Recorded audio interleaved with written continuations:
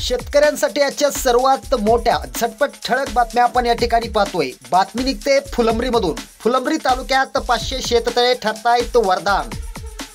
समोरची बातमी निघते सिल्लोडमधून। संपूर्ण कर्जमाफी आणि हेक्टरी 50,000 मदत देण्याची शेतकऱ्यांची मागणी।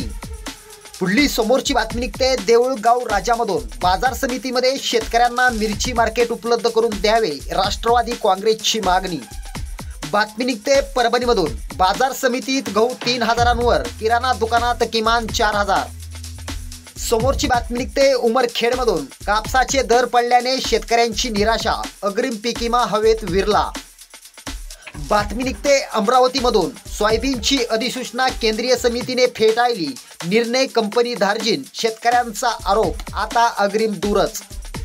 बातमी निघते वाशिममधून। सोयाबीनचे दर वाढेना, विकावे की ठेवावे शेतकऱ्यांना कळेना। बातमी निघते सोलापूरमधून। कांद्याची आवक घटली पण दरात दुपटीने वाढ। समोरची बातमी निघते वर्ध्यामधून। 44,000 नुकसानग्रस्तांना 36 कोटींचा विमा भरपाई। शेतकऱ्यांसाठी या होत्या झटपट ठळक बातम्या। व्हिडिओ आवडला तर नक्की शेअर करा।